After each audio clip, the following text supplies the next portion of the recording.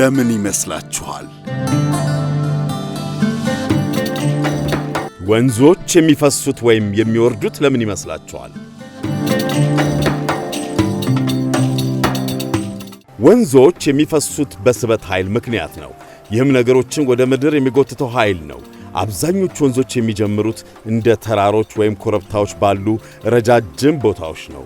የዝናብ ውሃ የቀለጠ በረዶ ወይም ምንጮች በሚሰባሰቡባቸው ቦታዎች ሲሆን ከዚያ ውሃው በተፈጥሮ ወደ ዝቅተኛ ቦታዎች በቁልቁለት ይንቀሳቀሳል። ይህ የውሃ ስብስብ ሲጓዝ በጣም ዝቅተኛ የመቋቋም መንገድን ይከተላል። በድንጋዮች ዙሪያ፣ በሸለቆች ውስጥና በመሬት ላይ በተቻለ መጠን በቀላል መንገድ ይንቀሳቀሳል ማለት ነው። ከጊዜ በኋላ ይህ ወራጅ ውሃ መሬቱን ሊቀርጽ ይችላል። እንደ የወንዙ ዳርቻዎች፣ ሸለቆችና ጥልቅ ሸለቆችን ያሉ ውሃ የሚይዙ አካላትን ይፈጥራል።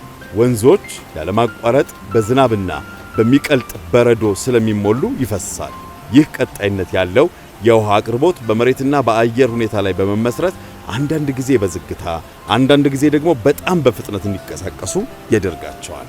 አብዛኞቹ ወንዞች እንደ ሐይቆች፣ ባህሮች፣ ውቅያኖሶች ባሉ ትላልቅ የውሃ አካላት ይፈሳሉ። ስለዚህ ወንዞች የሚፈሱት በስበት ኃይል፣ በተከታታይ የውሃ አቅርቦትና በምድሪቱ ተፈጥሯዊ ቅርስ ምክንያት ነው።